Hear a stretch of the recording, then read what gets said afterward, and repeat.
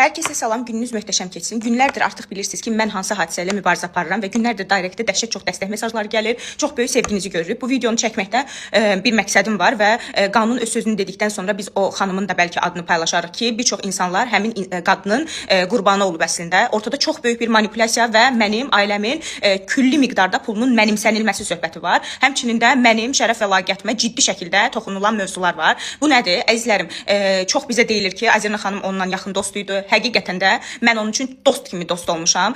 Xəstələnəndə özümü düşünmədən günlərlə yanında olmuş insanlarıq və onun həqiqətən də psixoloji ciddi xəstəlikləri var, ciddi problemləri var. Buna baxmayaraq dəfələrlə yanında olmuşam, sağaltmağa çalışmışam. Amma və bu insanın istər mənə, istərsə də Fidan xanıma ciddi şəkildə böyük zərbələri var. Mənə pul hər zaman qazanılan bir şeydir. Sadəcə mənə çatmayan bir nüans var ki, nəyə görə bu qadın pula görə mənim təhsilimə də ciddi böyük zərbələr vurub. Bəlkə də o pulu gəlib məndən istəsəydi, o pulu ona verərdim. Ortada məsələ nədən ibarətdir? Və o bildi ki, mən artıq bu məsələləri az-çox öyrənirəm. Ortaya necə bir məsələ atıldı? Bir gün mənə çox məşhur, tanınan bir jurnalist tərəfindən bir çox müğənnilərin menecerliyini edən jurnalistdir. Hansı ki, o jurnalistə bu məsələdən bir ay öncə 2500 manat ödəniş etmişəm ki, mənə menecerlik etsin. Bu zamana qədər bilirsiniz ki, heç bir bloger deyə bilməz ki, Azərna xanımı reklam etmişik və yaxud da bizə reklam üçün ödəniş edib. Sadəcə artıq PR sistemimizi dəyişdirmək istədi və o xanımla işləmək istədi.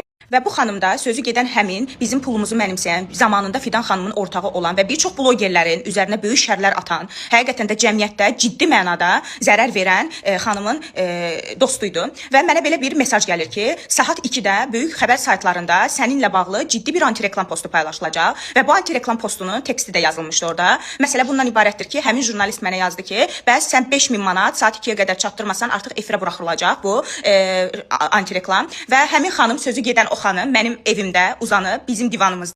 Güya bunun hər zaman halı pis olur, üzərinə skoru gəlir. Həmin bizim evimizdə qalmışdı həmin gün o xanım. Bizi manipulyasiya etməyə çalışırdı və mənim ailəm o qədər gözəl bir ailədir ki, heç bir zaman biz Allahın qonağına pis davranmamışıq. O xanım gəlib bizim evimizdə təcili yardım çağırdıq ona. Hər zamanki halları bilirsiniz. Çünki həmin xanım ciddi şəkildə psixoloji xəstəliklərdən əziyyət çəkir və bütün xəstəxanalarda onun adı necə hallanır özünüz bilirsiniz. Təcili yardımdan da maraqlana bilərsiniz. Həkim pasiyentlərimin də rəyləri var məndə. Həmin hansı ki, o xanıma istifadə edilən nə iynələrdir, nə dərmanlardır artıq bir çoxlarınıza məlumdur. Başının ağrısı tutduqdan sonra təcili yardım çağırırıq və o xanıma biraz yuxuluyur və mən həmin o jurnalistin atdığı teksti və mən çox gözəl bilirdim ondakı sifariş kimdən olunub və bu şantaj nəyə görə olunur. Sadəcə ağıllı davrandım orada və bu teksti həmin xanıma göndərdim və o yuxulu açıb bu teksti oxudu.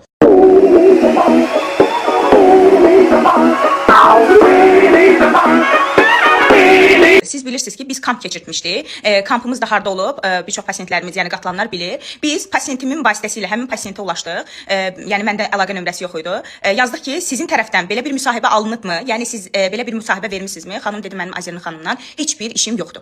Və mən bu teksti yönləndirdim həmin sözü gedən, bizim pulumuzu mənimsəyən xanıma. Bizim evimizdə divanda uzanıb sifarişi düzəltməyə çalışırdı və sifarişdə yazıb ki, kampı düzəlt, Şirvanda yox, Şəkidə olub.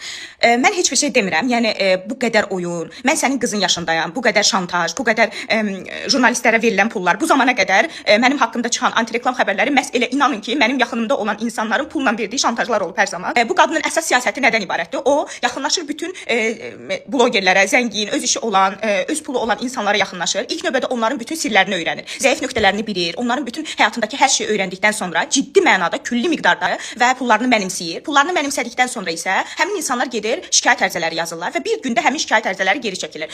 Məni 17 yaşımdan tanıyırsınız və siz bilirsiniz ki, mən necə insanam, mənim ailəm necə insandır. Bu zamana qədər Allahdan başqa heç bir şeydən mən çəkinmirəm, qorxmuram və heç bir zaman qorxacağım bir şey olmuyor və yaxud da onun əlində məni şantaj edib qorxudacağı heç bir şey yoxdur. Mənim Allaha çox şükür, yəni sizlər tanıyırsınız, sizin gözünüzün qarşısında böyümüşəm. Ailəmi də çoxunuz tanıyırsınız, bilirsiniz ki, necə bir ailəm var və bu insan məni işimlə dəfələrlə vurmağa çalışıb, dəfələrlə şantaj eləyib və bu insan istər maddi, istərsə də mənəvi mənim təhsilimə çox ciddi, çox böyük bir zərər verib. Hansı ki, mən yüksək balla universitetə daxil olmuşam və bu insan sırf pula görə pervert edir adıyla çox külli miqdarda məndən pul alır və onu kənara qoyuruq. Gedib mənlə bir günün bu insan pula görə mənə gedib universitetə imtina ərizəsi yazdırıb və mənim o boyda balımı, universitetimi imtina elətdirib mənə bu ərizəni yazdırıb. Niyə? Deyib ki, mənə çox emosionalam, artıq danışa bilmirəm. Günlərdə çox böyük bir ortada ciddi şəkildə istər psixoloji, istərsə də maddi bir zərər var və mənə deyib ki, bu insan güya pervert edir. Əgər inanın ki, bu insan yaxınlaşıb mənə desəydi ki, mənim pula ehtiyacım var, bu qədər şizofrenik yalanlara, bu qədər manipulyasiyaya ehtiyac yox idi. Yəni mən onun qızı yaşındayam. Hal-hazırda maddi, mənəvi ciddi şəkildə böyük bir zərər içərisindəyəm. Ümumiyyətlə illərdir siz məni tanıyırsınız. Heç bir zaman mən bir xaosun içində olmamışam. Əgər bir insanın hər kəslə problemi varsa, deməli həqiqətən də problemli insan özüdür. Fidan xanım da çox ciddi şəkildə zərər görüb. Hətta Şamillə ayrılmağında da həmin xanımın çox böyük rolu var. Və mən nəyi nəzərinizə çatdırmaq istəyirəm?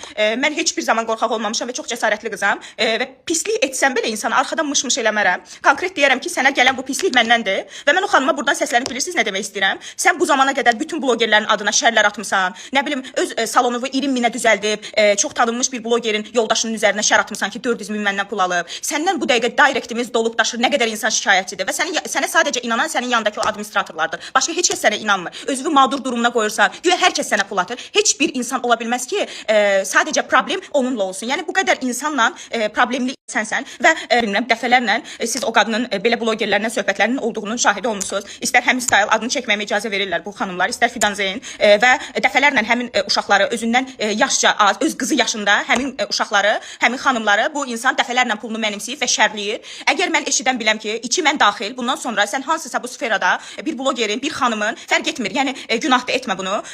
Fərq etmir o hansı kimdir, nədir, necə bir həyatı var. Əgər o xanım barədə, onun namusu barədə şər sənin ağzından eşitsəm, sən bilirsən ki, mənim əlimdə nələr var və mən kimin üzünü aça bilərəm, sənin necə bir insan olduğunu, insanlara necə tanıda bilərəm, sən çox yaxşı bilirsən bunu. Bu vaxta qədər özünü mələk adlandıran, namus abidəsi yaşayan bir insan sən deyilmişsən. Onu çox gözəl bilirsən ki, mənim əlimdə nələr var və əgər eşidən biləm ki, hansısa bundan sonra sən qızın adına şər atırsan, inan ki mənə, mən bunu sübut edəcəm ki, Mevlana'nın bir sözü var, baxdığın mən, gördüyün sənsən və həqiqətən də sən o atdığın şərlərin əsl sahibi sən olduğunu insanlara sübut edəcəm. Və mən bundan sonra da çox açıqlamalar verəcəm. Mən inanıram ki, qanunla hər şey öz yerini tapacaq. Bundan sonra adıma nəsə bir xəbər işimlə